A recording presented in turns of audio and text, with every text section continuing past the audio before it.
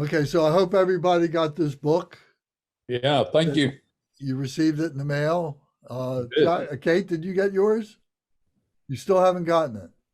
No, not yet. I'm looking for it. The Pony Express doesn't come out your way, huh? I get sometimes, seriously, sometimes it is really behind. So it's probably what's happened.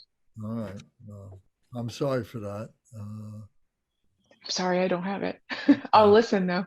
Okay, good. All right, well, good. Yeah, you can take notes, and so tonight we're going to give a little bit of an explanation of the jewel ornamental liberation.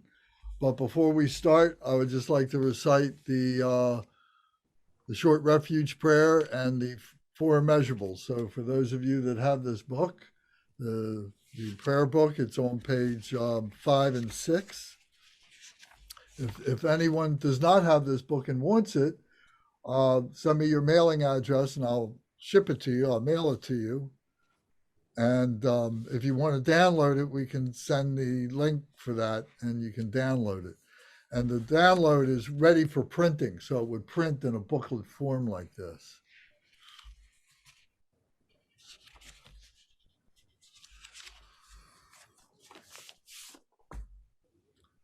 In the Buddha, the Dharma, and the Sangha most excellent, I take refuge until enlightenment is reached. By the merit of generosity and other good deeds, may I attain Buddhahood for the sake of all sentient beings. In the Buddha, the Dharma, and the Sangha most excellent, I take refuge until enlightenment is reached. By the merit of generosity and other good deeds, may I attain Buddhahood for the sake of all sentient beings. Sangye chodang soki chonamla, shangju bardu dagni kapsuchi. Dagi jin soki pe sonamgi, jola penshir sangye jupasho. May all mother sentient beings, boundless as the sky, have happiness and the causes of happiness. May they be liberated from suffering and the causes of suffering. May they never be separated from the happiness that is free from sorrow. May they rest in equanimity, free from attachment and aversion. May all mother sentient beings, boundless as the sky, have happiness and the causes of happiness. May they be liberated from suffering and the causes of suffering. May they never be separated from the happiness that is free from sorrow. May they rest in equanimity, free from attachment and aversion. Manam kadam nyam pesem centam she dewa dang dewe gudang dempar jorchi. Dugnal dang dunal gi gudang drawar jorchi. Dugnal me pe dewa dang midra war jorchi. Ne ring chak dang ni dang dra wei tang namla ne pa jorchi.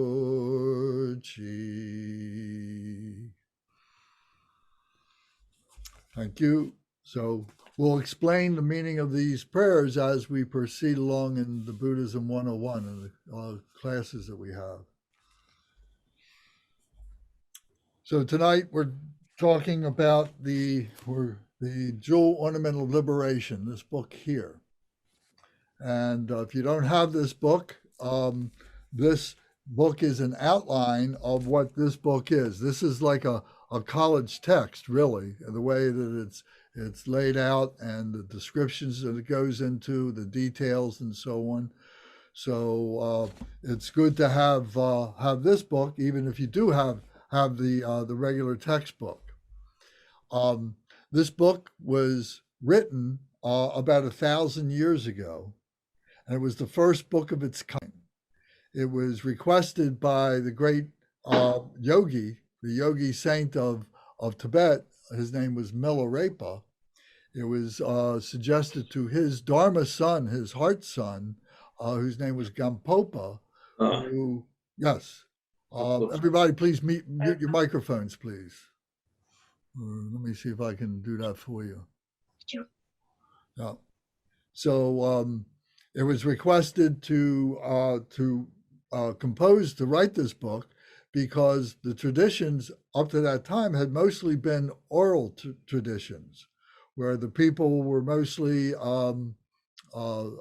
illiterate. They couldn't read or write, but they wanted to be able to formulate things, codify things in a way to encourage people to learn to read and write, and have a way of being able to consolidate all the information by all the many different teachers that was out there to bring them all together into one book. So this book is called, in Tibetan, it's called a Lam Rim text, Lamrim, and that means stages of the path. So what this is saying is that this book is actually the instruction manual to attain Buddhahood, to attain enlightenment. So it's got all the details, all the instructions, all the things to look out for, all the things to develop and so on in here. And then once you have been able to bring that all together into your mind and so on, it even gives you the examples of what it is to be a Buddha. So it's not only the instruction manual to build yourself Buddhahood, but also how to behave in Buddhahood. So I always use the analogy, it's like a bicycle manual. It tells you how to build a bicycle, and then it tells you how to ride the bicycle.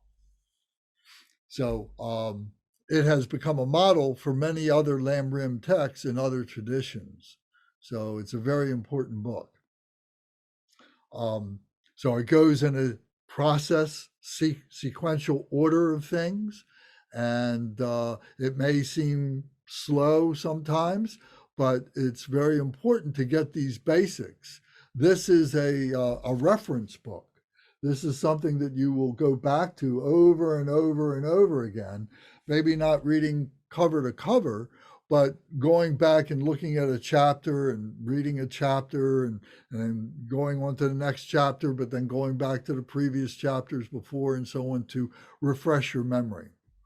I encourage everybody to take notes and use this book as a guide, because this is an outline chapter by chapter and can help you to begin to organize your thoughts in the way that this book is organized. So, so I encourage that. If anybody has any questions, don't hesitate to ask, and we'll do everything we can to answer those questions for you. I want to point a couple things out in the book. The introduction, the Translators Introduction, begins on page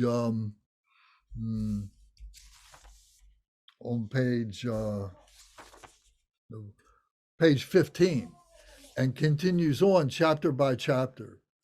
The translator of this book is Khenchen Kunchok Yeltsin Rinpoche. At the time he wrote this, or translated this, he was a Khenpo.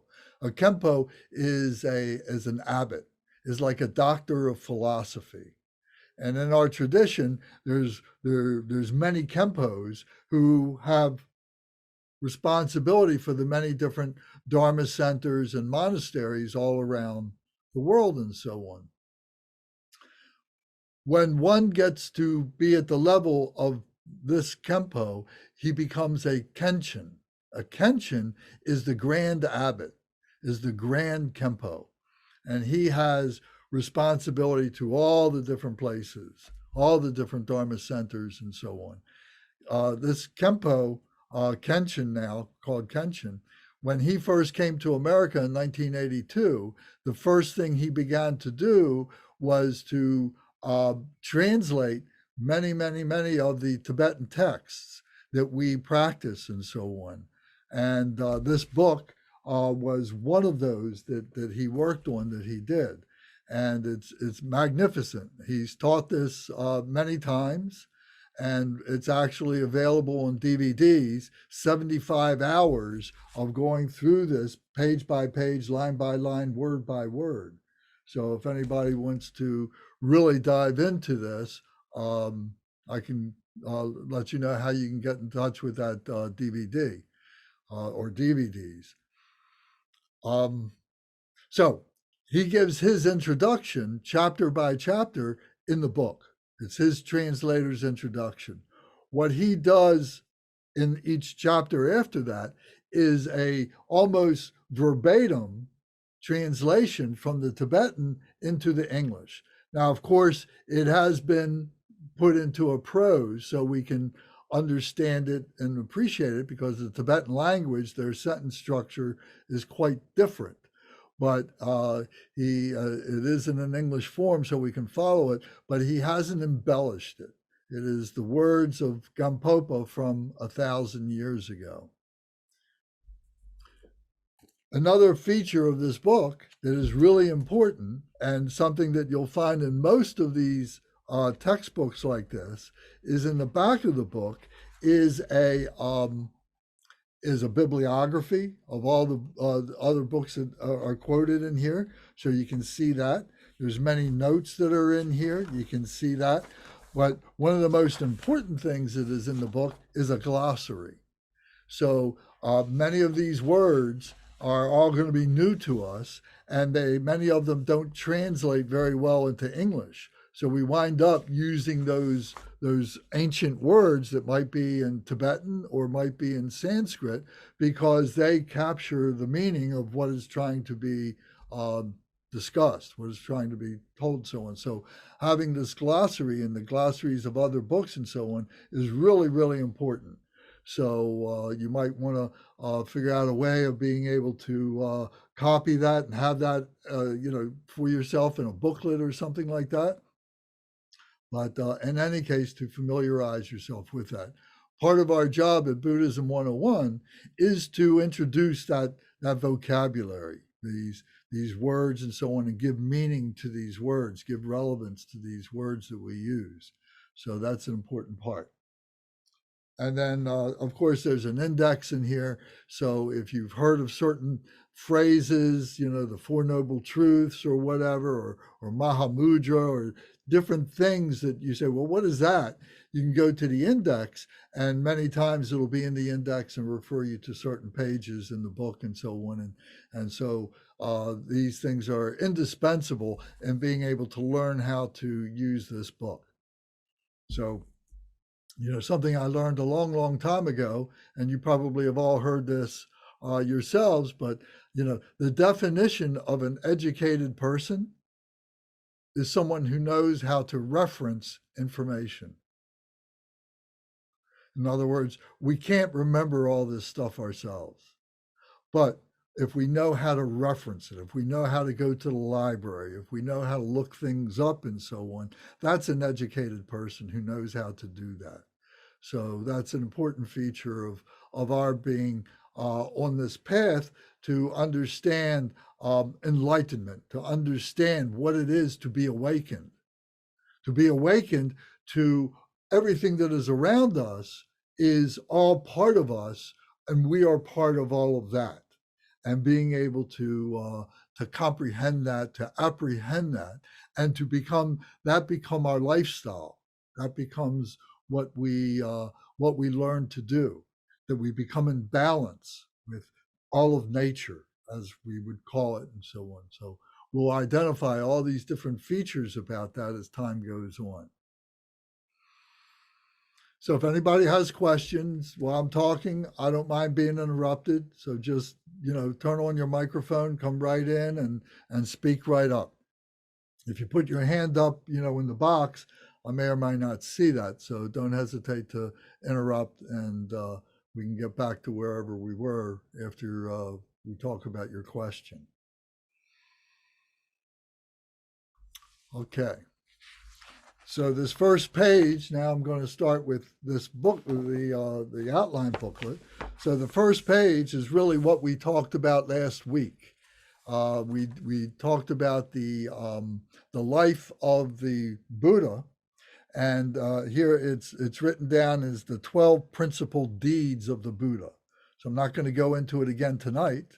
We spent the entire time talking about it, but here it's encapsulated in these 12 deeds. The Buddha was a human being. I will say this much. The Buddha was a human being just like us. And the Buddha had many lifetimes just like us. And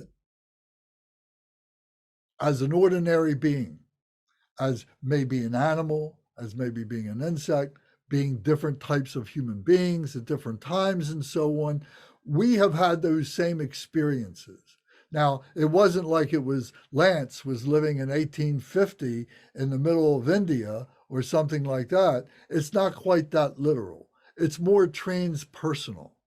We have to see that we share all this energy. We share all this that is going through us. And when we can tap into that energy flow, into that wisdom that is all accumulated and so on, and we see that we're part of this transpersonal, so we can relate to anyone who was born in 1850 in India, or who was born 2,000 years ago in Russia, or born in Australia, or any place else. We've all had these same type of experiences and so on. We may have had different names for it. Our language was different, but we all experienced the same kind of things.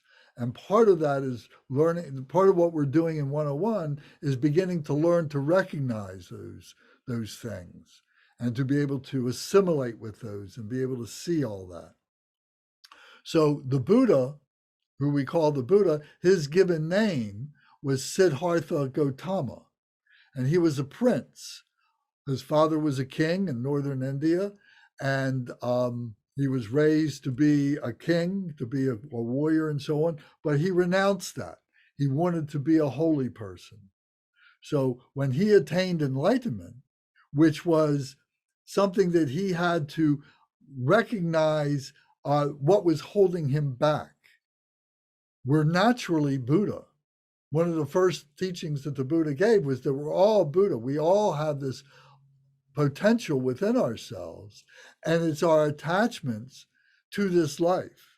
It's our aversions to this life in all many different myriad combinations that create the confusions that control our lives, that prevent us from recognizing our true nature of being a Buddha, of having a pure mind, having our pure nature, a clear mind, and so on.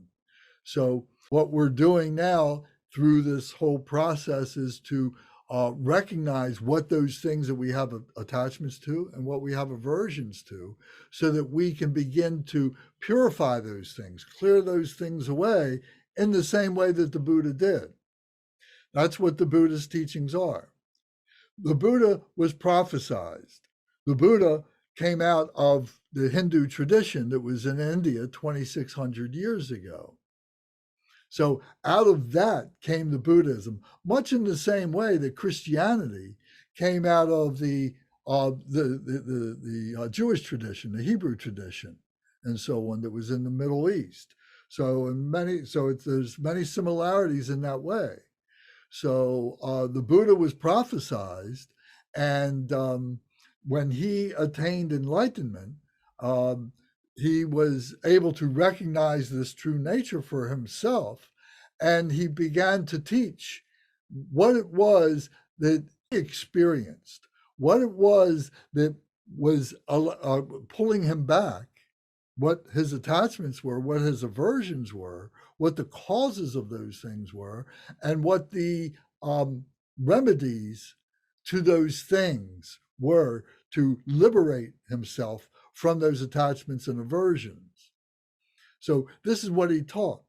This is called the Dharma. The Dharma is a pathway. So this is the Buddha Dharma, the pathway of the Buddha. So when you see the word Dharma, which is a Sanskrit word, it means pathway. And when it's capitalized, we're referring to the Buddha Dharma.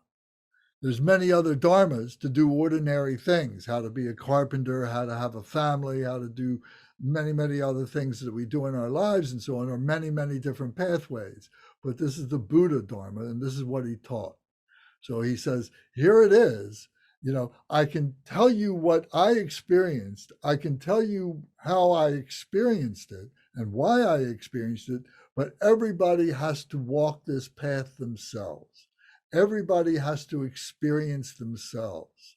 It's not a vicarious experience. It is a lived experience. It is experiential. You have to experience it. So he said, we all have that potential within us, and it's all based on loving kindness, compassion, joy, and equanimity, sameness. Those are the four qualities, the immeasurable qualities of what it is to have the wholly enlightened mind, have that wholly enlightened mind. We all have had glimpses of that. We've all done deeds that were expressions of that, but we didn't recognize it as that. Now what we're trying to do is to learn to recognize our virtue and to recognize the non-virtue that pulls us away from our virtue, that we grasp onto and that we cling to and that we have aversions to and so on like that.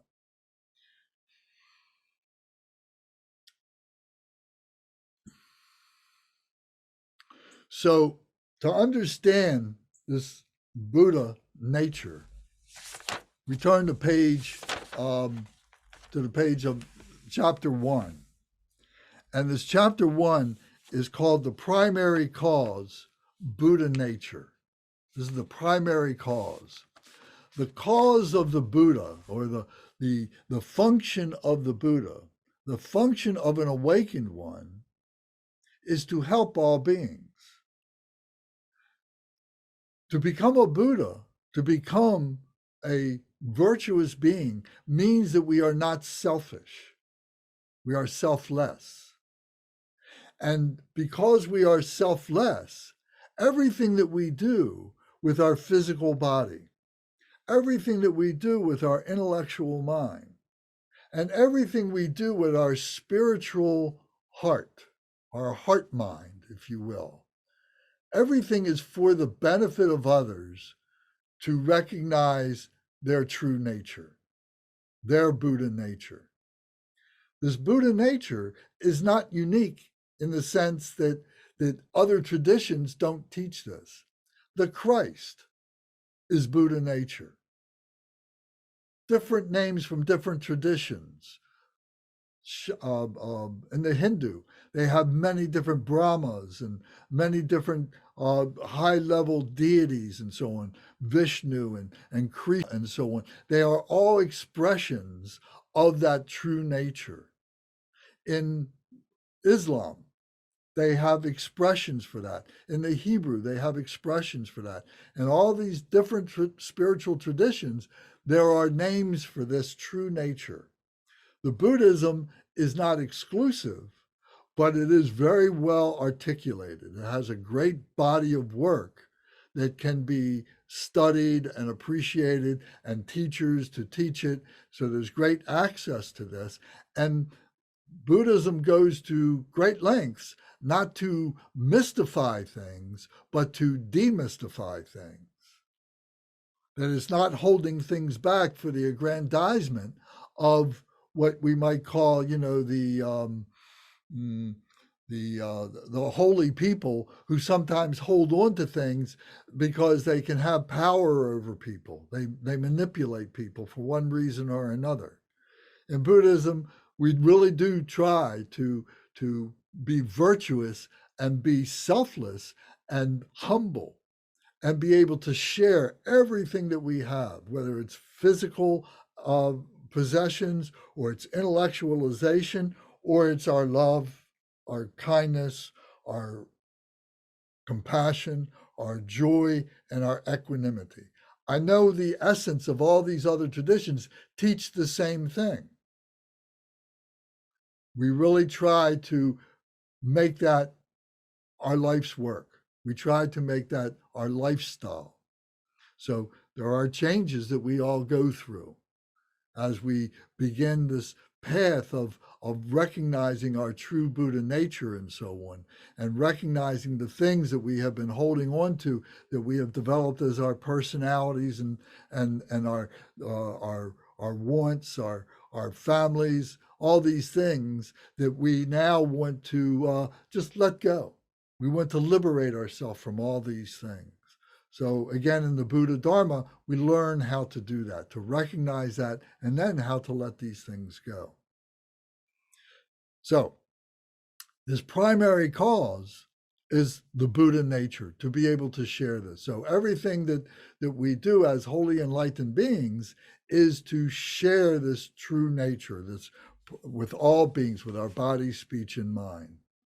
So we do this through our language, through similes, and through, so the similes might be saying something like that there's silver abiding in ore. So if I pick up this clump of dirt and I say, oh, here is the essence of truth in this clump of dirt, and you say to me, well, Lance, it's only a hunk of dirt. How can that be? Well, I say, well, you don't recognize it because it's all blocked up. But if you take that hunk of dirt and you take it to your sink and you wash it off, what you might find inside is a diamond, a jewel, something that is symbolic of that true nature, that we don't recognize because it's covered up by all these defilements, all these confusions that we have.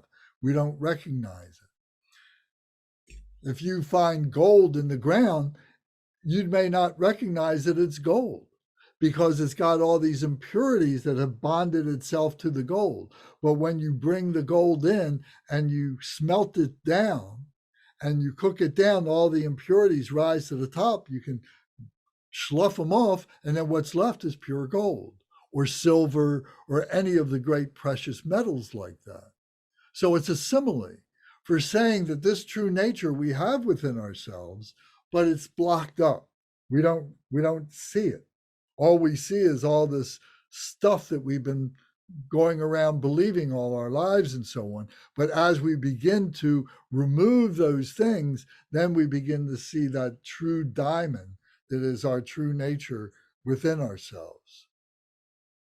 So another one is oil abiding in a mustard seed. If you look at a mustard seed, a tiny little mustard seed, and you say, well, squeeze out the oil out of there, you say, well, what's that going to do? So you say, well, if you take enough mustard seed together and you squeeze it, now you have something that you can use to prepare your food with, something to cook with, and so on. It has many, many different good things that you can do with mustard seed oil that is locked in that seed that you don't recognize until maybe somebody points it out to you. And then you say, oh, now I see. There is something there that is very useful. Another one would be butter abiding in milk. As we would go to a cow and we would milk the cow and drink the milk, it would be delicious and so on, and very nutritious and very good. And we'd be very happy with that. And if we let it sit for a while, the cream would come to the top and oh, is that delicious? And we can use that for many things for our food and our preparations and so on. How wonderful that is. But if you take that milk and you put it into a special kind of a urn with a plunger and you begin to churn that milk, you release the butter. It coagulates. The properties in that milk make butter, and now you can do even more things with that milk that just by letting it sit by itself would not come up. The cream would rise, but the butter wouldn't come. So what it's showing is there's a process. There's a process of refinement. There's a process of discovery. There's a process of clearing away obstacles. There's a process of compression, of bringing things together, and with big numbers of bringing things together and compressing them. In the case of the mustard seed, now we have enough oil that we can do something with. And in the case of the churning of the milk, we have butter that we can cook with and eat with and so on like that. So there's many things here, and this is a simile for us discovering this within ourselves. So who does this? How do we do this? there is something we have to recognize who we are in a very general sense, but it's interesting to be able to understand the different levels of attention that we have, what we're focused on, and maybe even why we're focused on it. It begins to open up some ideas to us about why it is that we have certain propensities. Why is it that we can be born into a family and say there's 5 brothers and sisters, and one of them is a really good musician, and the others don't play music at all. And maybe another one happens to be an artist. The others can't draw a straight line or a circle. Another one happens to be very good with children, whereas the other ones don't particularly like children. That we have these propensities. Why is it that we have these things? So why is it that we have propensities to be spiritual? Why do some people want to know? We say that we have 3 bodies. We have a physical body, we have an intellectual body, and most of us spend all our lifetime thinking about our physical body and thinking about our intellectual body. And we go through life, we may have gone through lifetimes like that. However, there is a spiritual body that is much more subtle, that we have to be able to rest the physical body, that we have to be able to rest the intellectual body to begin to recognize the spiritual body. And we see that those 3 bodies work together and support each other. And so the analogy we always use is the physical body and the intellectual body are like 2 legs of a stool, but it's a 2-legged stool, and it won't stand up by itself. But with the spiritual body, now you have 3 legs, and now you have a 3-legged stool, and now that will be a foundation. That will support itself. So we see that these 3 bodies all working together and so on. So most of us, like I said, have been just lost in the idea of the physical and the intellectual and haven't opened themselves up to the spiritual. But many people have opened up to the spiritual. And what is it? How do we recognize them? How do we recognize it within ourselves? So in this chapter, we say, these are the 5 families of the Buddha. So if we replace the word Buddha with awakened one, these are the 5 families of being awakened. So what are the 5 families of being awakened? So we see that there's the disconnected family. There's the indefinite family. There's the hearer family. There's the solitary realizer family. And there's the Mahayana family. So now we're going to explain a little bit more about that. In the disconnected family, that there are 6 traits that these people go into. Even if they see the suffering and faults of samsara. Samsara is the definition of this phenomenal nature that is all around us. If we were to say, what is all of this? How would you describe this? In Sanskrit, there's one word for it, samsara. We call it the ocean of suffering. No matter who we are, when we talked last week about the Buddha, the first teaching he gave was the 4 Noble Truths. And he said, he realized that all beings have suffering. And this suffering is all in this world that we inhabit, that we live in, and so on. And this is called samsara. That's the name for it. In other traditions, they have other names for it. In the Judeo-Christian, they would call it the Sophia. And I'm not that much a scholar to be able to tell you about the other traditions, but I know that in those different traditions that they have a name for this phenomenal nature. So even if they see the suffering of being in this phenomenal nature and what the faults, what the confusions are, they're not moved by it. In other words, they just say, oh, well, this is the way it is. I just take this for granted. It's like a fish swimming in the ocean, swimming in the water. And you say to the fish, well, what do you think about the water? And the fish says, what water? We would say, well, what do you think of the atmosphere? And a lot of people would say, what atmosphere? What air? What are you talking about? Because it's invisible to them. They don't realize it. They don't understand it. They don't understand the suffering that they're in. And so they're unmoved by it. They just take it for granted that this is the way it is. Then the second one is, even if they hear of the great qualities of the Buddha, the awakened one, they have no faith.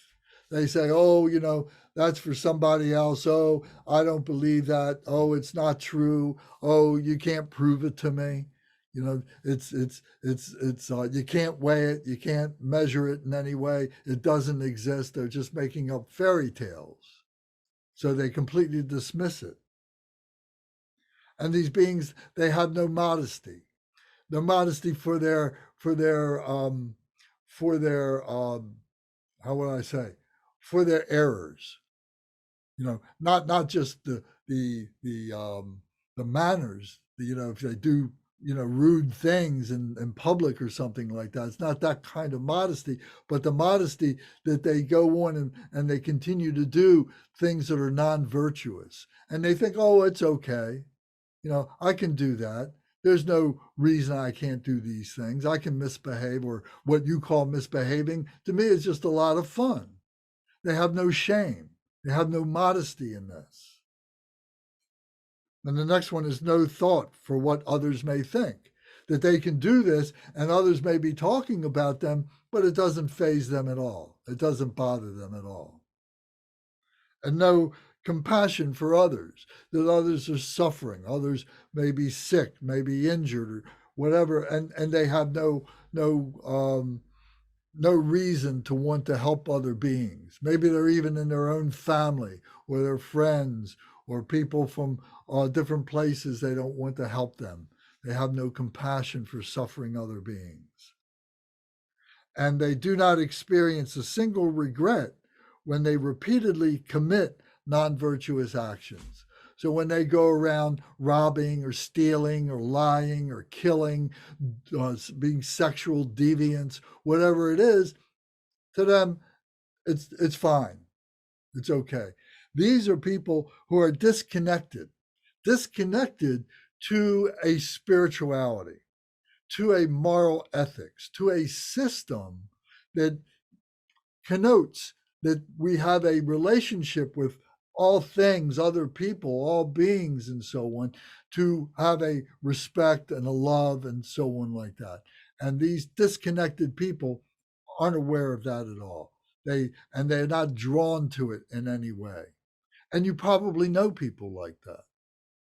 You probably, maybe at some time in your life, have felt that way yourself. Or at the very least, maybe there was somebody close to you in your family or friends that you recognize as being like that. And we can look back and we can see how many different civilizations have behaved in that way. Barbarians and so on, and the way they behave and so on. And barbarians can sometimes justify their actions by saying that they do have a spirituality. And their spirituality allows them to go and do these terrible things, lying and cheating and killing and raping and doing the things that they do and so on. So they hide within that.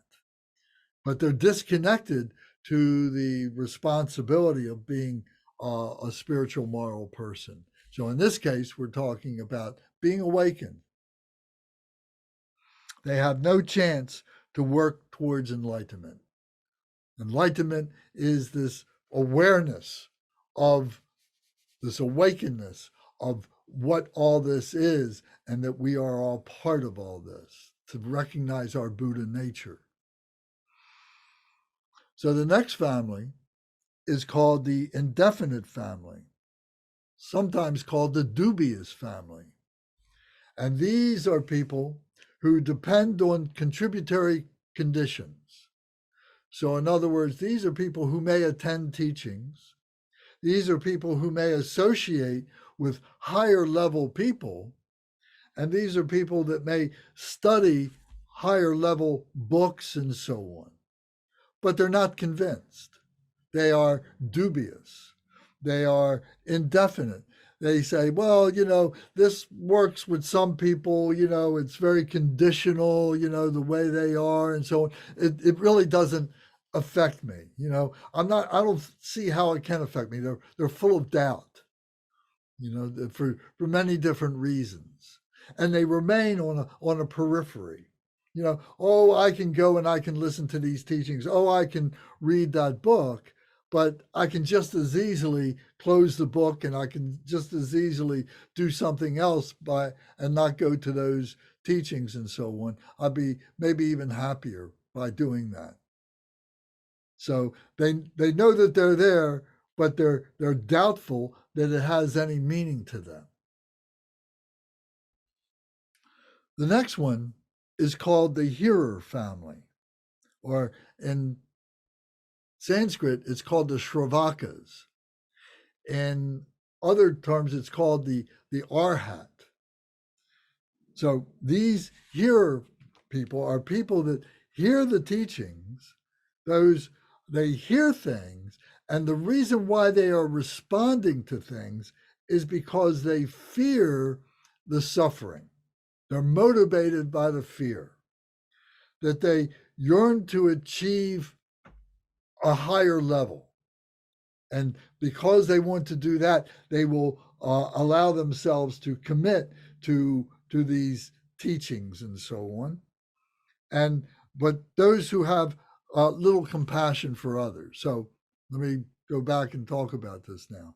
So their motivation is if they don't do it, they're going to wind up in some place like hell. The people say, oh, if you do this, you're going to wind up in prison. You're going to wind up in hell. You're going to wind up in trouble. You're going to wind up losing your house. They're motivated by the fear of losing something, losing their life, losing what they consider to be their freedom and so on. And that becomes their motivation. Or they may be saying, well, if I don't do this, I'm not going to get to the higher level. I don't know how to get to the higher level, but I want to get there. So I'm going to follow this for everything I can so I can get to this higher level. So this higher level here is called Nirvana. And you probably have all heard that name, Nirvana. Nirvana is the other side of samsara. Samsara is the ocean of suffering, and Nirvana is the liberation from that suffering. However, both of these are two sides of the same hand. And what this is implying here is our dualistic nature, that we have this dualistic nature as human beings. This is part of the human condition, our dualism. So we're suffering, or we can be liberated from that suffering. But that liberation from suffering is very tentative. We can fall back into the ocean of suffering very easily through doing non-virtue, because the nirvana has not been stabilized. It's only temporary. For that matter, the samsara is temporary. This whole existence, this whole samsara nirvana, this whole dualistic way of examining things is just a concept that human beings have developed to be able to temporarily explain to ourselves, to rationalize to ourselves what this whole temporary thing is. We know that nothing lasts forever. Everything changes. We're going to die. Everybody's going to die. All these physical things that we have, metal, you leave it outside, over time is going to deteriorate. It's going to break down into the soil. If you take a table and you leave it outside long enough, it's going to break down and it's going to become the soil. So all these different things that we think of as being permanent are all temporary. So this samsara, this nirvana, this dualistic nature is temporary too. This whole life is temporary. What we are doing is preparing ourselves for something that is beyond what we recognize as our ordinary life. Something beyond our ordinary life, our true nature, this spirituality. Our physicality is temporary. Our intellectuality is temporary. Our spirituality, though, is something that is indestructible. It is part of what all this is made of. All this is part of, whether we call it an energy field or something. And this is stuff that philosophers, many, many books have been written about in all different kinds of traditions, and something that we talk about. And in the beginning, when I started this conversation, I said that this is an experience.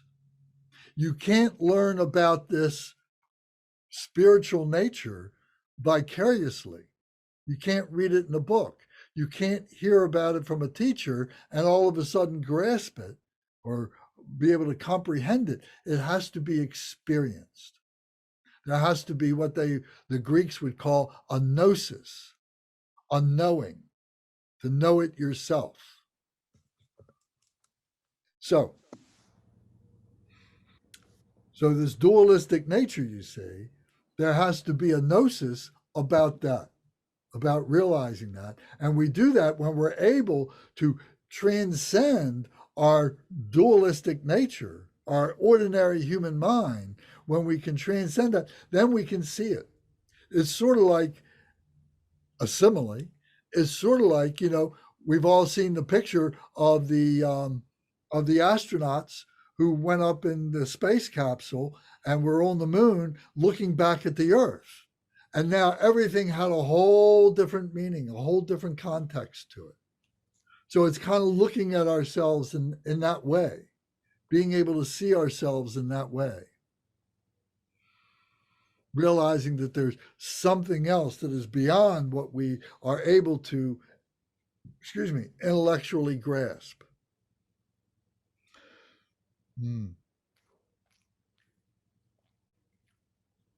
So these beings, these here family, the Shravaka, they're very selfish.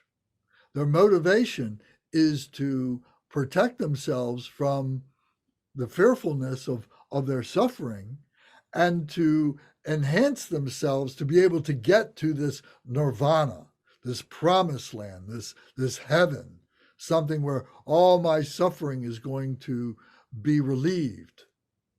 So they have no compassion for others, or very little compassion for others.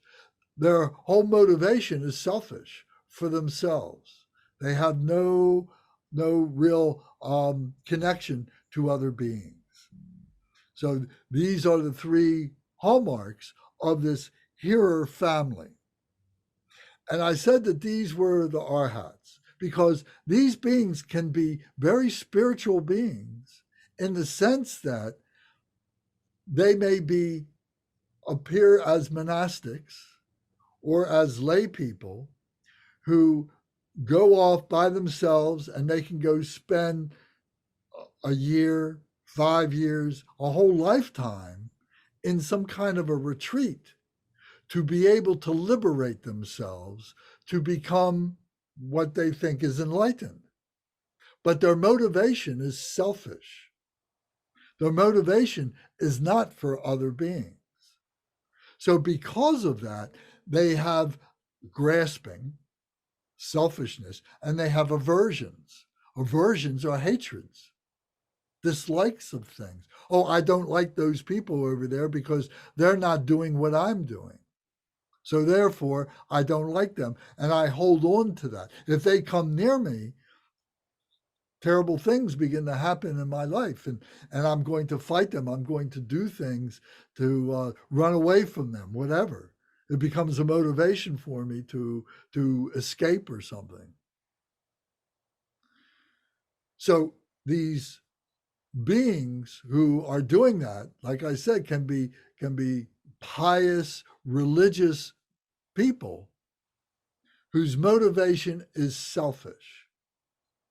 On the other side of that, what we're trying to do is to have that motivation, but to do it for the better of other beings. As we recited in our opening prayers, we said that, may I do all these things out of generosity and other good deeds for the benefit of all enlightened beings, not for myself, but for other beings. And this is what it is to be a wholly enlightened person, to always be doing for others, even if I'm sacrificing some comfort for myself in some way or another.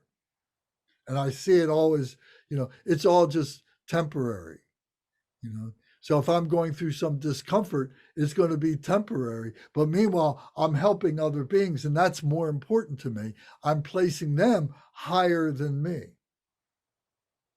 So those religious people who are placing their importance to be greater than others are the hearers, are the Shravakas. So the next one are the solitary realizers. These solitary realizers, this family, they're called the Pratyeka Buddhas.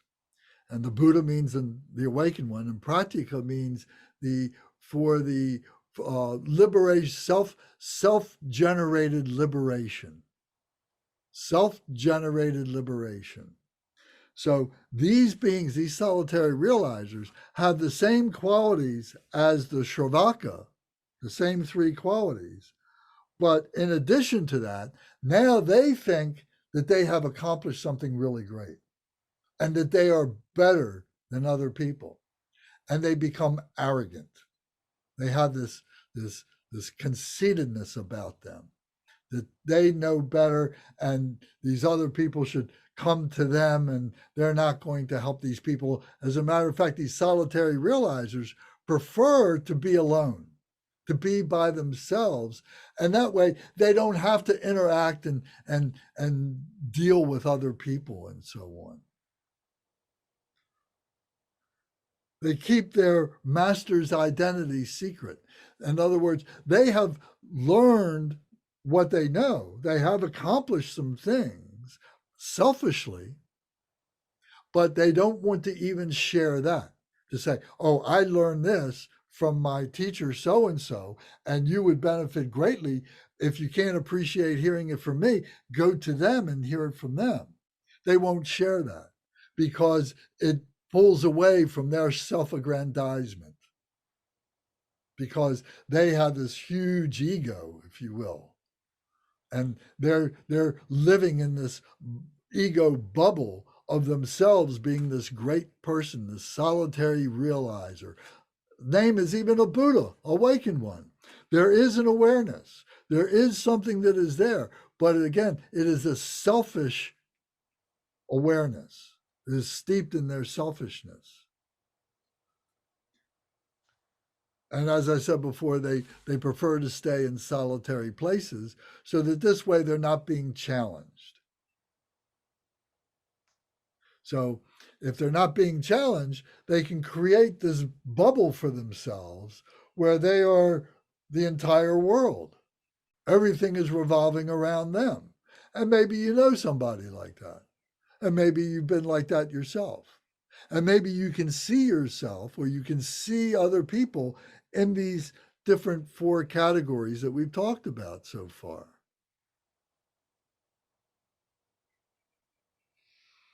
So next we come to the Mahayana family. The Mahayana family is a Sanskrit word. Maha means great. And yana is a vehicle, is a way to get from one place to another. So this is the great vehicle, which is the middle way teachings of the Buddha, of the Dharma teachings was the middle way.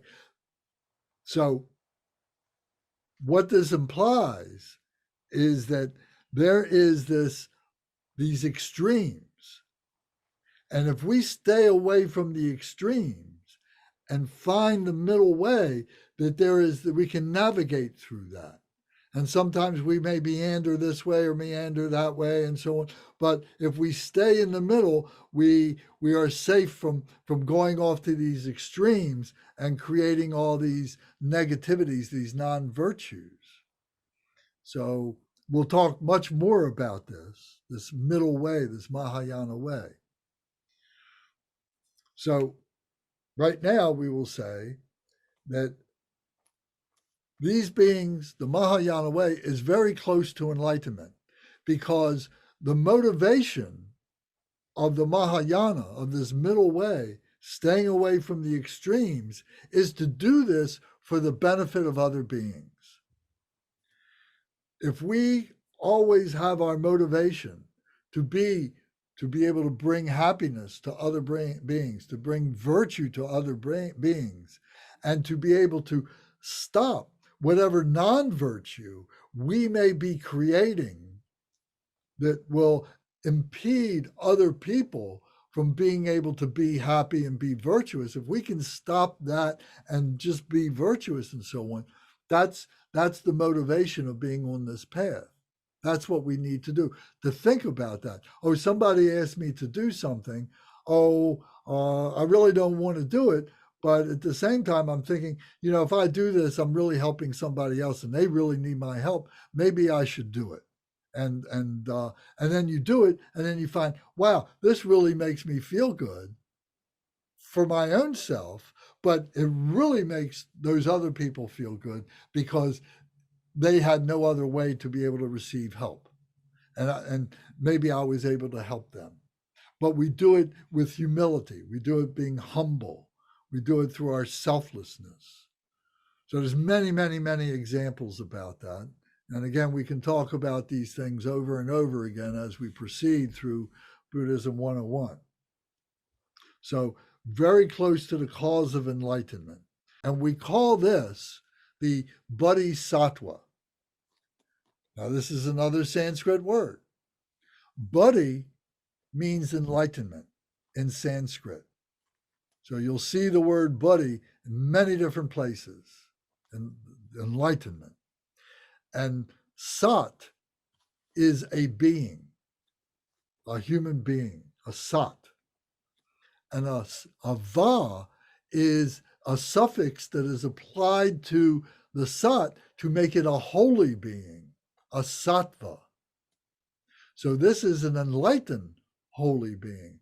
So there may be holy beings like the Arhats and the solitary realizers that I was talking about a few minutes ago, because they have accomplished a few things. They have done some things, but their motivation was selfish and so on. And they may be holy beings. They may be regarded as these great monastics and yogis and so on like that, But now the Bodhisattva is the enlightened holy being who is doing this now for the benefit of others, who is now transcended any attachment to the deeds, any aversion to those negativities, to those non-virtues that impede those virtues. And so their motivation is for the enlightenment of other beings. So this is called a holy enlightened being, a bodhisattva. So we say that as we commit to this path, to become a Buddha, to recognize our true nature, that we go onto the bodhisattva path. The path of being a human being that has this progression, these successive steps, this spiral that we go along, this circle that goes around, but goes slowly to the top and gets very, very tight, and the circles get very smaller and so on, of purifying oneself, of becoming more and more on the path of perfection, clearer and cleaner and so on, more and more a bodhisattva. And then we get to the very top of being a bodhisattva, and then we can become a Buddha. So we'll talk a lot about that, what that means, and so on. So so the Buddha, to be a Buddha, has to be a human being. I mean, that's the definition. It is a human being. It's not some supernatural, being. It's not some supreme being. It is a human being who has purified themselves of selfishness, of attachments, of aversions, all these different things, and has purified themselves is able to stabilize themselves in this everything that they do for the benefit of others. So we walk the path, so to speak, of being a bodhisattva to get to that part of becoming a Buddha.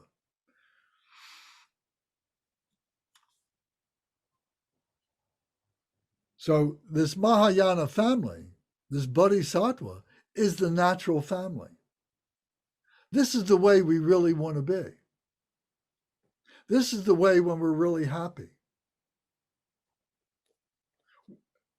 We're really frustrated with ourselves when we're trying to do something that we're not.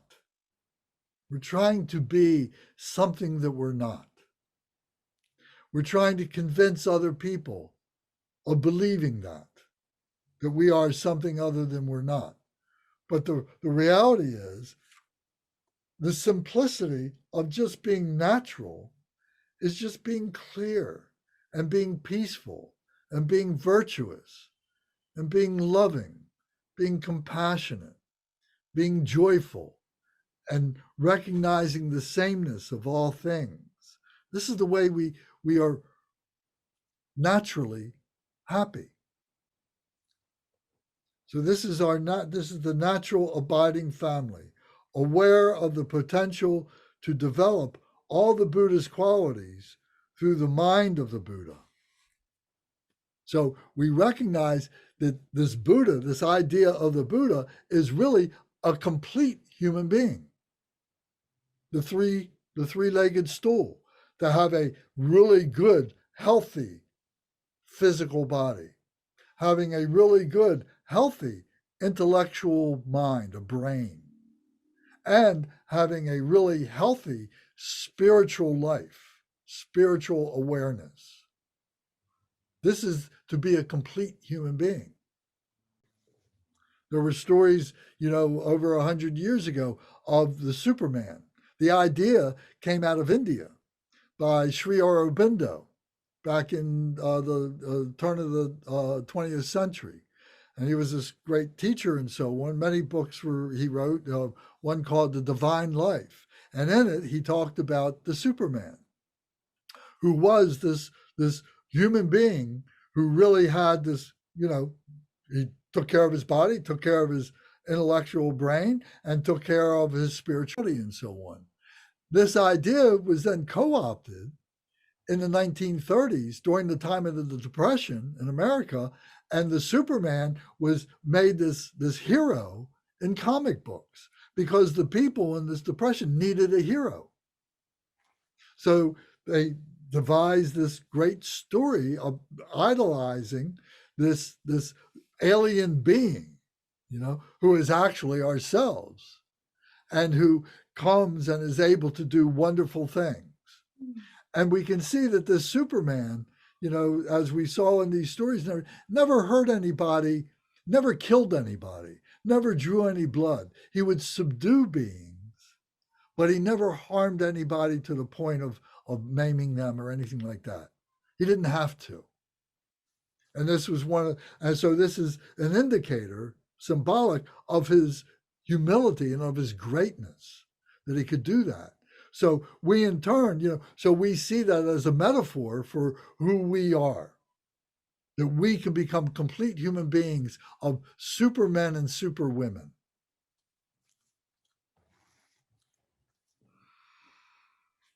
So we do this first by having an aspiration to do this. I aspire to do this. And this aspiration, the word aspiration for me, is a little bit different than the word desire. Desire means this, I have this attachment, I have this passion, I have this lust. I have this clinging that I want. I desire this. It's got all these built-in language connotations to it, I think. But aspiration is a little more ethereal, is a little more beautiful, is a little more selfless. I aspire to be something greater than I am now. I aspire to be virtuous. You wouldn't say I aspire to be non-virtuous. I aspire to be a bank robber. I desire to be a bank. I desire that money in the bank. So that's the way I think about it. So the first step is this aspiration, to cultivate aspiration. Then it says, the perfectly workable family, the perfectly workable family potential to achieve all the Buddha's qualities through the power of habituating themselves in root virtue. So this is the Mahayana family. So first we have this aspiration. Now we have this coming together to work to make this happen. How do I take this aspiration and how do I make it a reality? Is through my activities, through the action of being a virtuous person. And for many of us, it's role playing. It comes naturally to us, but some of us have created so many walls, so many facades, so many lies that we tell ourselves that the only way that we can break through all that facade is by role playing what it is to be a nice person, what it is to be a good person. And then you say, oh, you know what? This isn't so bad. I like this. I feel better. I slept really good last night. All these things begin to happen. All these changes begin to happen. I don't have that pain in my neck all the time that I used to have, because I'm not worried. I don't have that stress and tension anymore, because now I'm doing these good things through my role playing. And then you say, oh, if I can role play this, maybe I can cut through the obstacles that are preventing me from being like this all the time. You say, oh, this is the natural way I am. I feel this way all the time. I remember when I was 5 years old and I was out in the backyard with the kids and everything and having such a delightful time, being so great and everything. Why did I lose that? Why did I stop being childlike? Why did I start taking on all these, heavy responsibilities, and carrying them around like a ball and chain? Instead of being able to say, oh, some of these things I don't need. I need to lighten this load. I don't need all this stuff. Or that I enjoy having these things, but I don't let them pull me back. It's perfectly natural. It's perfectly normal to want to have a nice home. It's perfectly natural to want to have a nice family. It's perfectly natural to want to have a nice job and relationship with people. That's all perfectly natural. We should do that. We need to do that. But we need to do it with the right mindfulness of being aware of what is virtuous and what is non-virtuous. What is desirous and what is liberated. What is joyful and what is painful. And seeing all these things and evaluating all these things. So part of our process is calling out all these different names, all these different words that we've been taking for granted all our entire lifetime and reevaluating them and using them as a means to be able to identify different aspects of our life that we may come to say, you know what, I don't need that anymore. You know what, that doesn't be part of my identity anymore. I'm going to let that go. Or this over here, yeah, this is pretty good. This works for other people. It works for me. I'm gonna keep this, but I'm not going to be arrogant about it. I'm going to let the arrogance go. I'm going to do it for the benefit of other people. I have this talent. I have this ability to be able to do this with people and everything. So I'm going to share it with other people. I'm not going to hold it for myself. Like the solitary realizer Pratyeka Buddha would do. So it's through our action now of the aspiration that we transform ourselves to become the Bodhisattva, who then becomes the Buddha.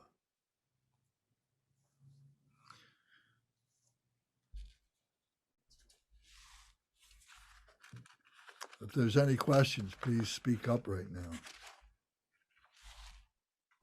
I'd like to explore a possible parallel Okay. with Christianity and get you to comment on it. Okay.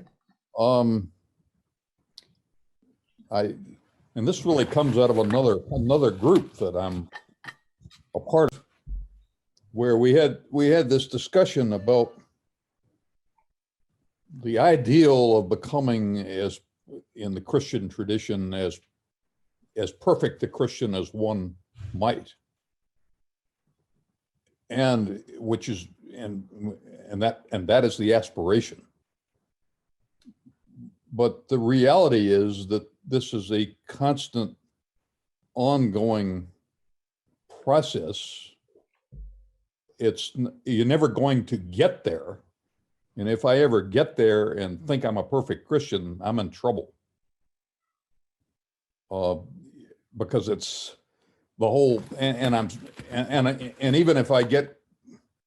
even when I get close, I'm subject to backsliding.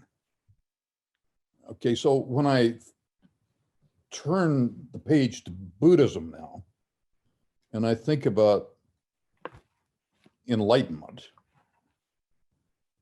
is that a state that I can get to and I'm there, like I got my PhD or something, and once I'm enlightened, I can't lose it? Or is that a state that I never quite get to, but I'm always trying to get to, and it's an ongoing struggle. It's a journey more than a destination. You see the parallel? I got it. Yeah. And they're both talking about the same thing. You know, the essence of the point is the same. However, we can attain that, you know, in our way of thinking, you know, and not, you know, not because I'm a Buddhist do I think that way, but because I'm that way naturally, and I just happen to recognize that Buddhism says the same thing that I recognize within myself. And I'm a Christian. Right. You know, and I recognized it with Christ as well. Mm-hmm. You know, but it was the organizations that, you know, kept me, you know, at bay a little bit. Mm-hmm. Because of the dogmas and the manipulations of the organizations that would say to me, "Oh, you can't think that, you can't do that," and so on like that. Right. But in this tradition, that doesn't exist. No, and I see that, but then at the same time, there is this whole body of work in scripture and in practice to be able to guide us through that process. Mm-hmm. And that's, to me, a very strong point of being a Buddhist is that the instruction, however you want to call it, the teaching, the Dharma, is so accessible, and it's made to be so understandable by all beings and so on. And that's the beauty of it.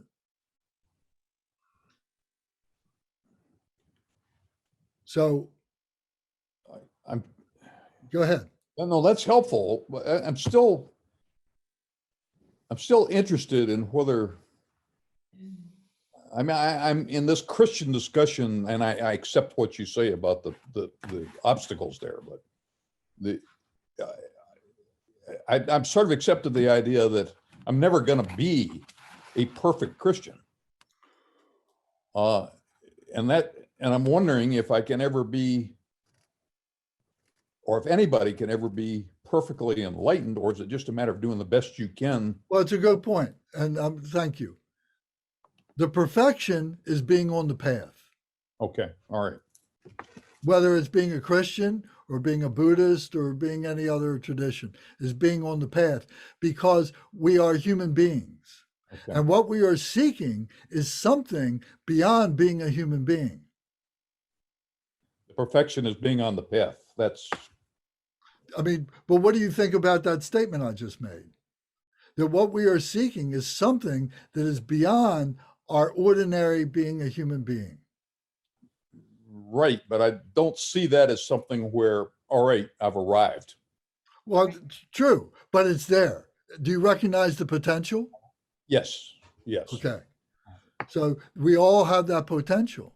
But it's a journey, It's a journey.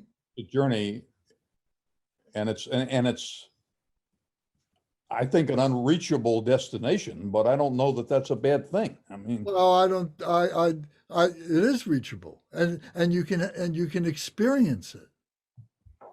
you can You know, experience the journey. you can experience it as a human being. You can experience the journey.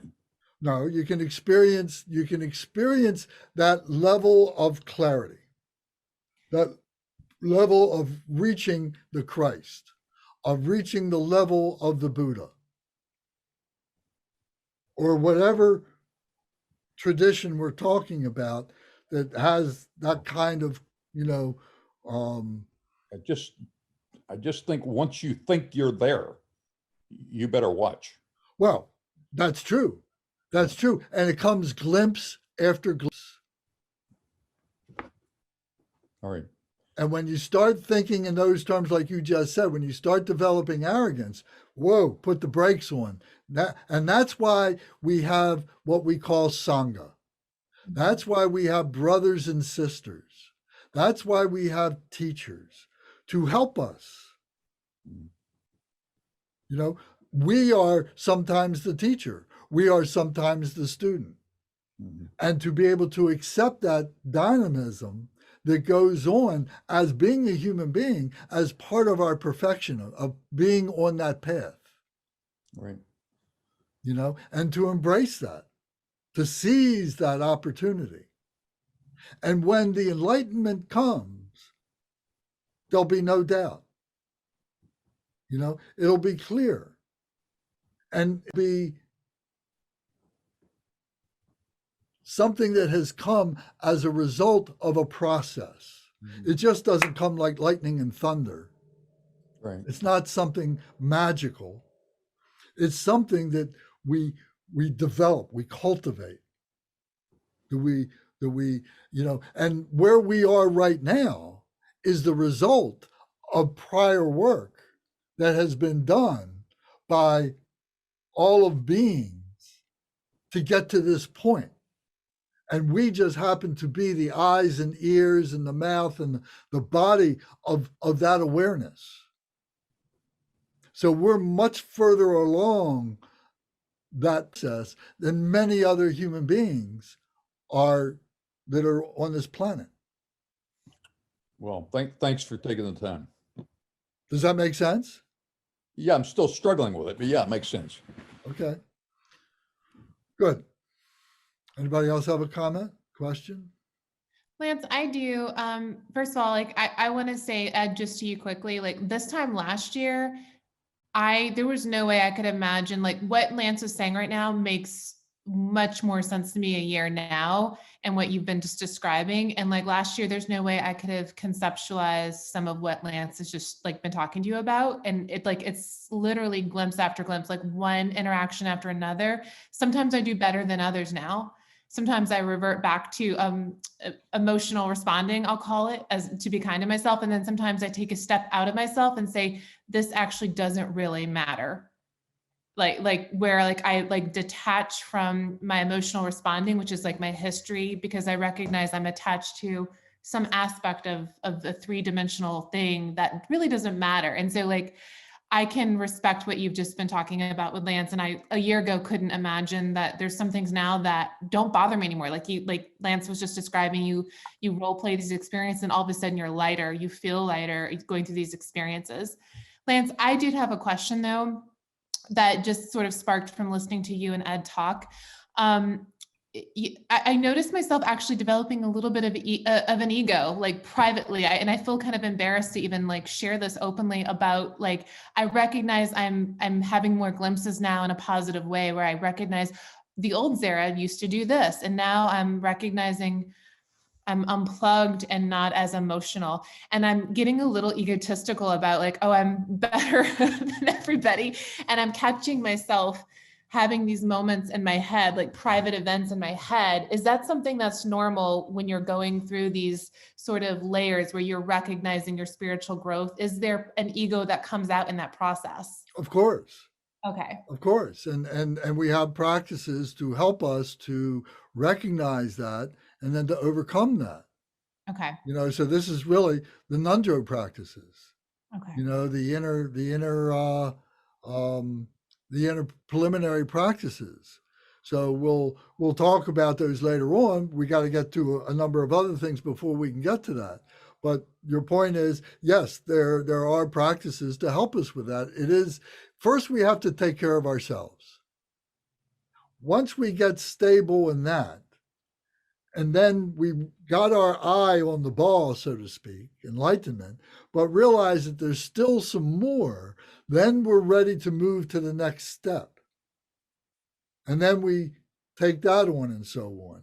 Mm-hmm. So let me put it to you this way. We're talking about Mahayana. This is the great vehicle. When the Buddha first started teaching, he started teaching the Hinayana, what was called the Hinayana. Today they refer to it as the Theravadan. But the Hinayana were the very fundamental teachings. And it was based on discipline.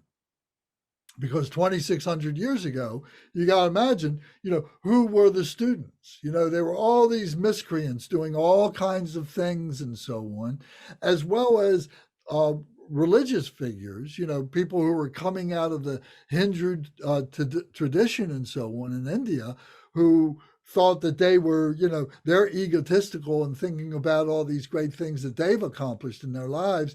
And they had to, the Buddha was telling them, you all have to discipline yourselves, So you guys that are wearing all those beautiful robes that you've, been because you're a high priest, you got to take them off. And you got to put on these simple cotton robes.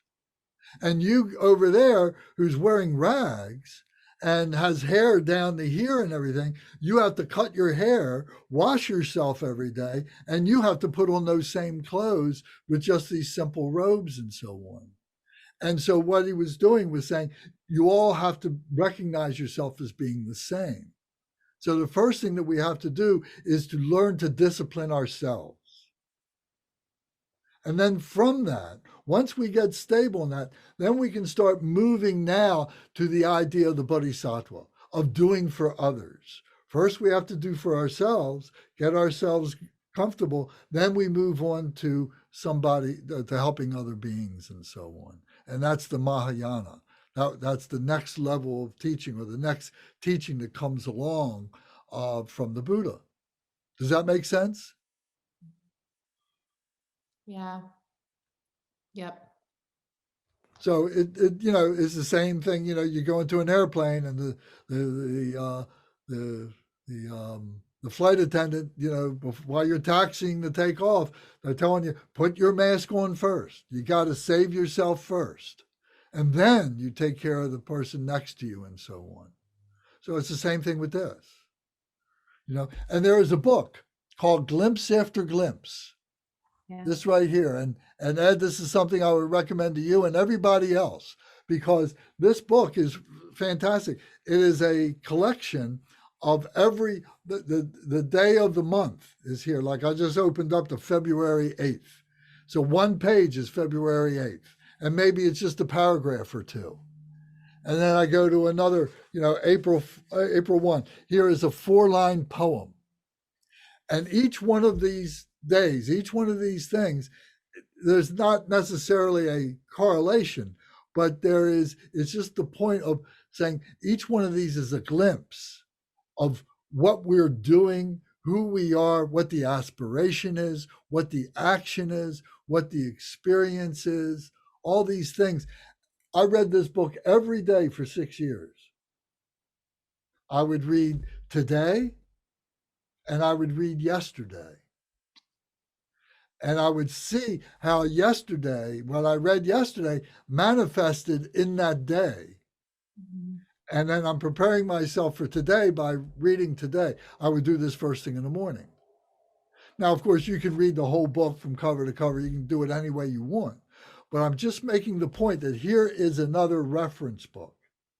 Here is something else that are great words of wisdom that by a great master that really, really helps to identify some of these abstract ideas and so on that we're really trying to put together and so on.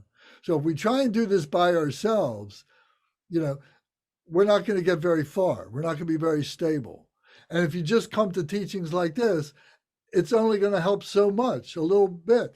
But if we don't do some work ourselves to develop this, to cultivate the understanding of what this is, that's where the transformation happens. When you invest your own time and energy and so on into this, that's when things begin to change. Somebody else got a comment?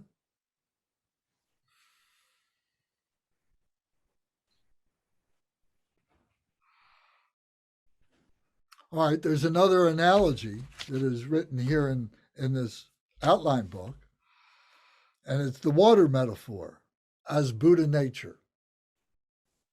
So here we are. I'm saying we have Buddha nature within ourselves, but we don't recognize it because it's got all this stuff. So let's say that we are a glass of muddy water, that we have gone to the river and we have just scooped up this water and put it down on the table. And then we look at it and say, oh, here's this filthy stuff. I don't want to wash with it. I don't want to drink it. I don't want to cook with it. I don't want to do anything with it. It's just filthy water. Why would I want to do anything with it? But then after a period of time, it just sits there. And now, some of that that dirt starts to settle down and it becomes lighter in color, that water. And we can say, oh, something's changing in that glass of water. And then we let that sit even longer and we come back to it. And now all that muddy stuff has gone as sediment down to the bottom of the glass. And now we have clear water. And this is like our awareness, our mindfulness is waking up. We're starting to see things.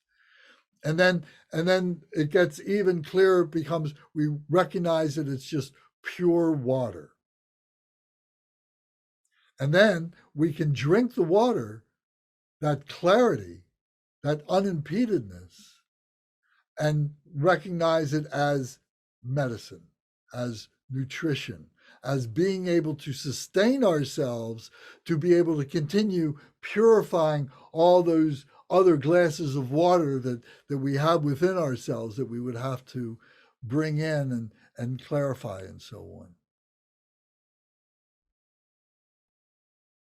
So it's a simple analogy, to see that our natural state is to be clear. And we just have to give it a chance to do that. What we're doing now is we're doing an academic examination of this philosophy. And we begin to put all these, it's the 2,000 piece jigsaw puzzle. We dump it on a table and there's no picture, but we have the job of putting it together. So now we find the straight edges and we find the corners and we make the frame. And then we have to study all the interior pieces to find out which ones go together, which ones fit together. And it's a trial and error sometimes. Sometimes we kind of make them fit, but then we realize, oh, that really didn't fit, and you pry it apart and then you find the correct pieces and it just slides right with each other. So this is what we're doing. It's a trial and error. It's a lifestyle. It's not something that happens right away. It can with some people. Some people start off right into Mahayana. Some people might start off right into solitary realizer. We've all, at the very beginning, we all started off as being all this disparate stuff. But then we have been born and done different things and so on and had these experiences. And now we are the embodiment of those realizations and so on. And we talk about how this manifests, how this works and so on in weeks to come. So some people apparently have these great talents and are able to do these things right away. But what we don't see is that they had these prior lifetimes or these prior experiences that gave them the ability to be able to do it now. They went through these refinements long ago. So for us to be here right now means, as I said before, that we have had those experiences before. And now we're at this point now, and now we're fine-tuning, some of those things. And we still have doubts and we still have confusions, and we're learning, what those are and being able to tweak those things.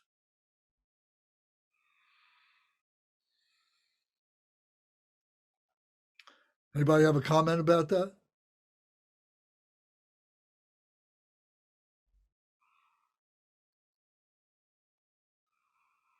Okay. So I'm going to ask a few people, what do you think you're going to get out of this? Do you think this is something that you want to do? You want to spend time invested in this, learning more about this? Jackie, what do you think? You mean more about Buddhism or Tibetan Buddhism or just Buddhism? Yeah, I mean, I definitely feel like it's something I want to learn more of, and I feel like there's something that attracts me to it. I'm kind of just absorbing everything you're saying tonight. It resonates, but it's not like I don't really have anything to contribute to the conversation. Does anything repel you? No, nothing repels me. Okay. The only thing that slightly repels me is I and it's just me. I had a really bad experience in a Catholic school. So anytime you bring up Christianity and Catholicism, I just kind of go, ugh. But other than that, everything's fine. Well, that's a good point. Can you recognize that there's an essence that we're comparing Christianity and Buddhism, Yeah. that there is this essence that is there? That I do. Yeah, absolutely. And Yeah, that there is this corruption that happens when people try and, make a system out of that, something. Do you agree with that? I do. Absolutely. All right, good. So we're learning the fundamentals of the academics, but then parallel to that, happening almost simultaneously, is the practices, is being able to take what we've learned and starting to practice it. So part of that are in the prayers that we recite. Some of that are in the meditations that we do. So as we progress along, we'll incorporate some of those into these sessions, so to be able to see what it is to learn how to practice meditation, what it is to transcend our physical body and our intellectual brain and catch a glimpse of our true nature. Yeah, I'm looking forward to that because I've always struggled with meditation my entire life. It's like it's always something that I've wanted to do and achieve, but maybe it's a little bit of ADHD. I don't know what it is, but I struggle with it. Okay, good. Anybody else?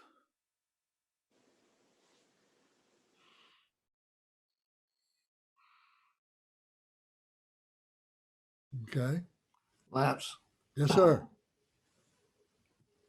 just in response to Jackie, in the world that we live in, we've been living in for a while,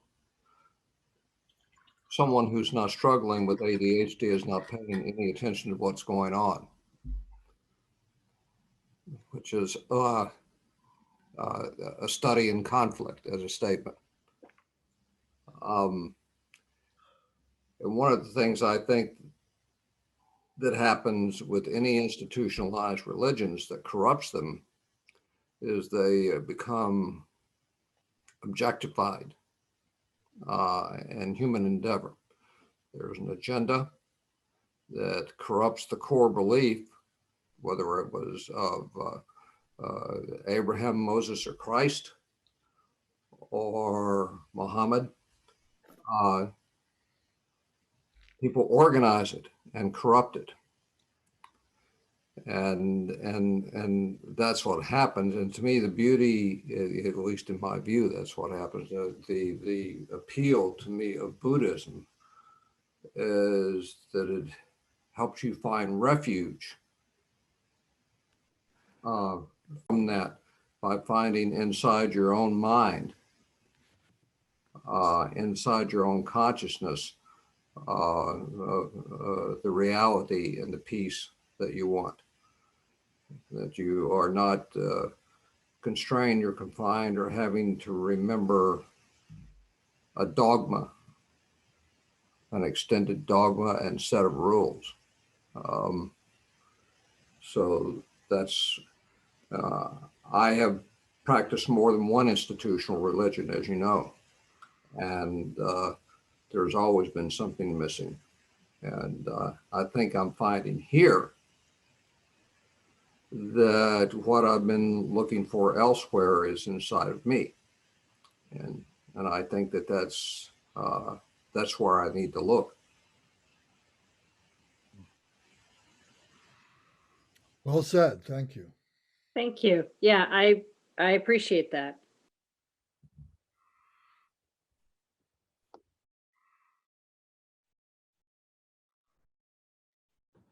So we're going to explore in the weeks to come, we're going to explore the 4 thoughts to turn the mind to the Dharma.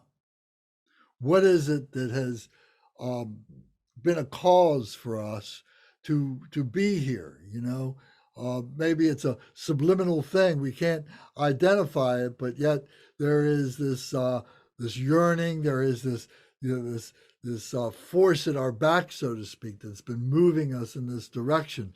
Maybe it's a thought process that we have or something. So to be able to examine that, the 4 thoughts. So we're going to be talking about that. And I know we talk about all these different categories and lists that are enumerated in here, but it's important stuff to be able to academically organize what this is. The genius of the Buddha was his articulation of this system. All this has come from the Buddha Shakyamuni. Now, some of it has been digested and brought up, you know, and made contemporary, you know, but the basic human condition is the same as it was 2,600 years ago. That really hasn't changed, but many of the circumstances have and so on. So my point is just to be able to say that we need to have this organization system in place to be able to help us. So we're going to talk about the 4 thoughts that turn the mind to the Dharma. We're going to talk about the 5 poisons that make up the the 84,000 emotions. We have all these emotions, and these emotions are actually in our brain. They're thoughts, they're confusions that we identify with, and what they do is they block up our heart center. So we talk about that this is our little mind, and this is our big mind. This big mind is very subtle, and it can be blocked up. It can't be annihilated, but it can be blocked up. So you have to understand what the motivation is for these for these emotions that are causing this up. So these are the 5 poisons.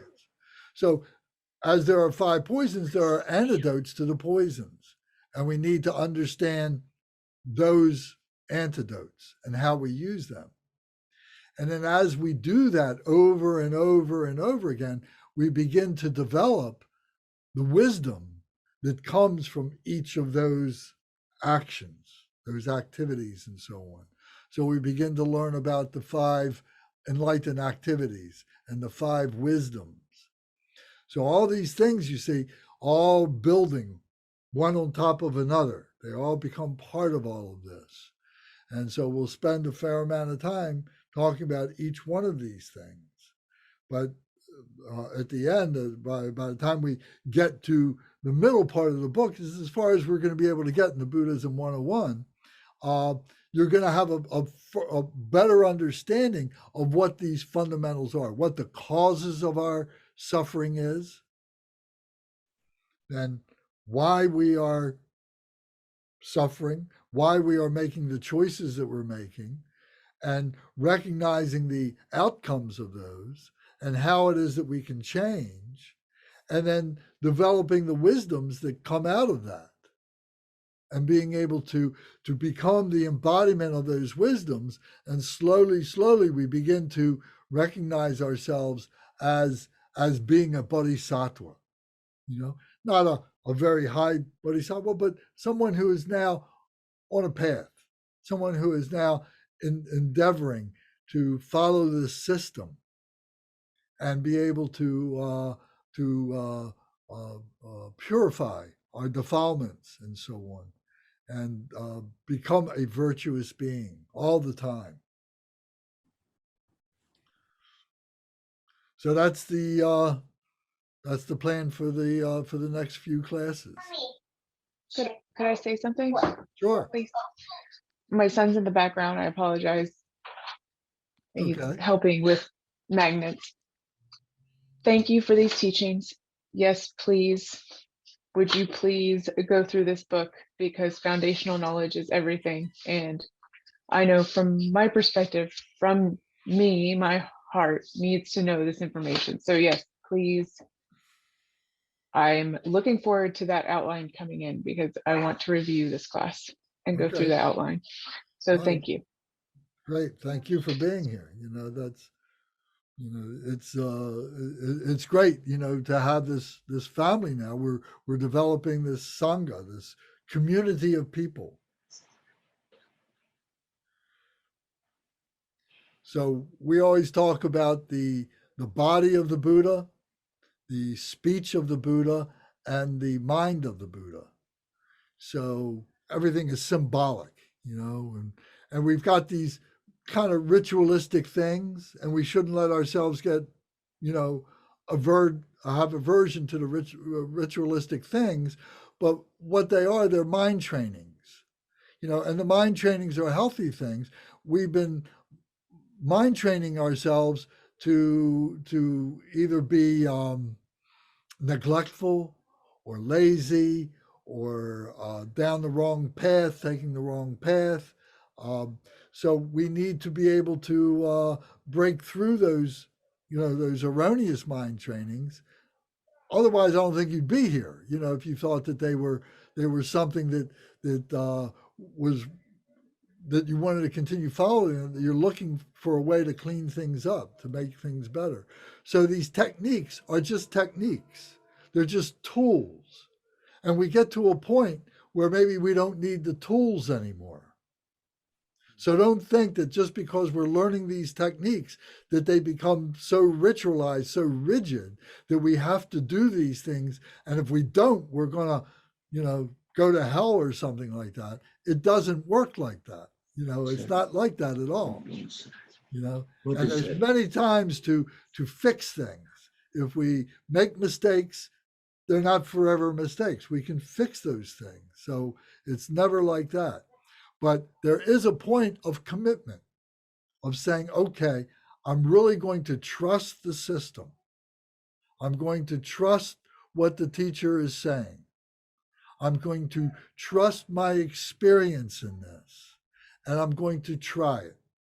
If we don't, then, you're just limiting yourselves and putting your hands behind your back and handcuffing them or something, whatever analogy you want to use for that. But we've got to break through. We've got to try new things and so on. And this is opening up maybe some new plans for you, new techniques and so on. So please give them all a good, healthy try.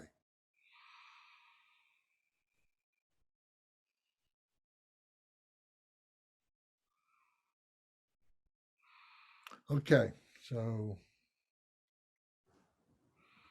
I need somebody else to ask something. Okay, Curtis, you always are good for something. You have a comment?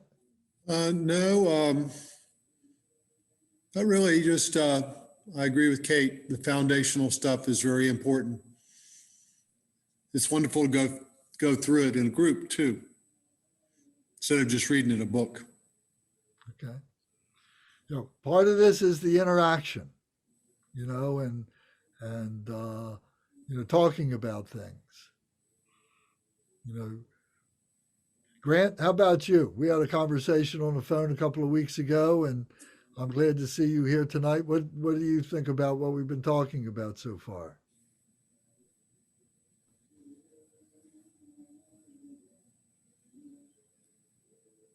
Well, Grant's in the other room, I guess. Okay. Soho Hancock, how about you? No, I'm here. I'm sorry. I just can't figure out how to unmute my microphone.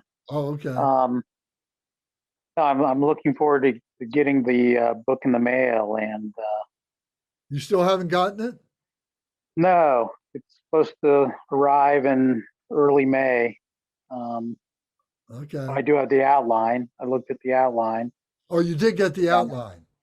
Yes. Okay, good.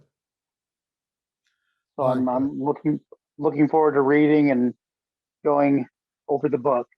Okay, good. All right, well, good. Well, I'm glad you're here. Soho, how about you? Have you been thinking about what we've been talking about? Yes. I'm just not very sure all the things that you talk about. I'm just trying to absorb it bit by bit. Okay. I'm not really totally understand all the things that I have heard from all this week. I see. Well, you're welcome to stay with us and listen to everything that we talk about. And if you want to contribute, you're welcome to do that. And if you want these books, the outline book, you can write me a message and with your address, and I will send you a copy of this outline. So it's it may be very helpful to you. Yeah, I think that would be, yeah. Okay. Yes, Michael. Hey, Lance, is the outline book on the Google Drive? I don't know. Okay. I was really trying to encourage everybody to get a hard copy of it. Okay. But we can put it on. We can put it on there. But, so Soho needs one. So. I can send you my mailing address. I mean, it's fine. I'll copy. Yeah, please. Do you have our email address? Yes. Okay, good. All right. I mean, that's part of the commitment, to get the materials and so on is really important. It's a step in the right direction.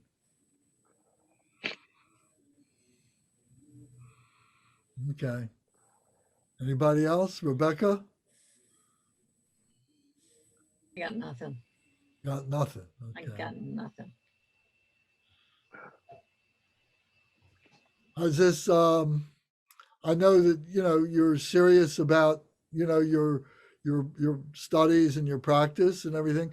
Has this past number of months? It's been, I don't know how long it's been, not quite a year, but has it enhanced in any way? Your spirituality and related to your other studies in any way?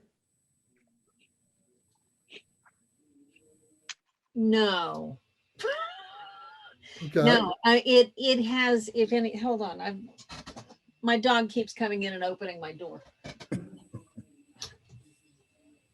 If anything, it points up for me what Gary was saying earlier, which is that so much of religious institutions becomes about the power and attitude of that institution.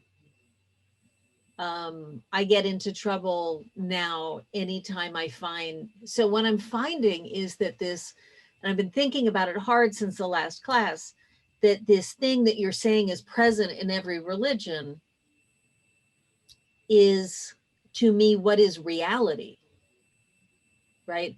And each religion is a skin of a mythology that we put over reality to make it easier to access or more relatable or maybe just easier to digest. And what I'm finding is that my problem is with the skin itself. And so I was thinking really hard about the conversation we had a week or so ago. That again, my issue is I just don't want to skin at all. And anytime we start talking about this skin is like that skin, I'm like, I hate skins. I don't. So it's making me much more conscious of what I am seeing as the veneer of my regular religious community. And it's making it harder for me to participate sincerely in any religious practice at all. Do you see that skin as being opaque instead of translucent or transparent? I just see it as being a mythology. Like What do the you think? stories that we tell ourselves to feel okay. Like I said last week, with the fact that we are standing on a rock that's hurtling through space at thousands of miles an hour in a little tiny bit of air, and gravity that keeps us from blowing off of it. I think I'm going through a brutalist phase. Well, what do you think about, what we've been talking about, the Dharma? Does that seem transparent to you, or is that just another skin that causes more problems for you? So far, it does not seem like a skin, in that it doesn't seem like a mask. It seems to be just very fundamental and real so far. Okay. When Rebecca used the word veneer, it was in my head, literally, before she said it. I think I believe that I hear clearly and understand clearly what she's saying. Okay. We have some shared experience, but I believe Yes, we do. Lance, this is all great. This has been very valuable to me personally and in how I'm dealing with my life and some of the challenges that I've been dealing with.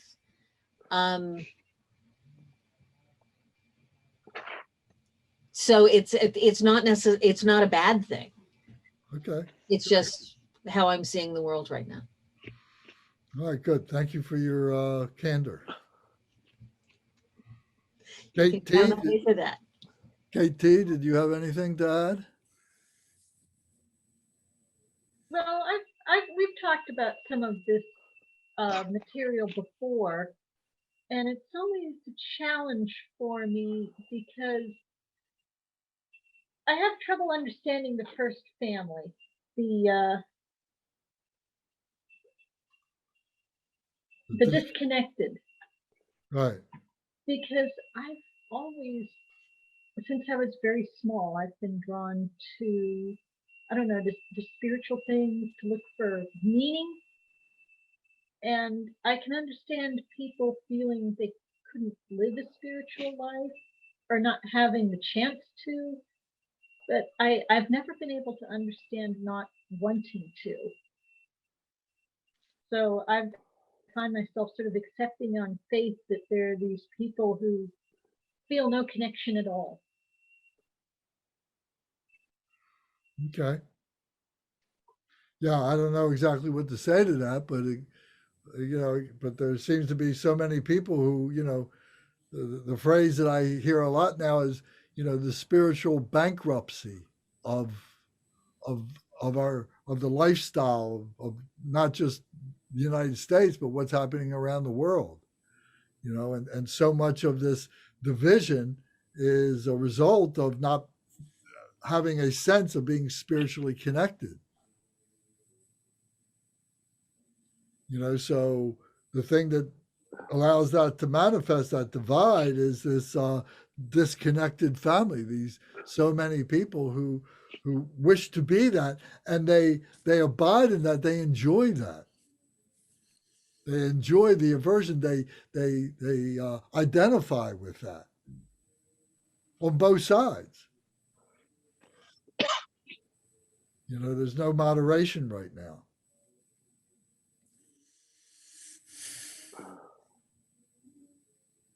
Yeah. Yeah, it makes a lot of sense. Yeah. Tom, did you have anything?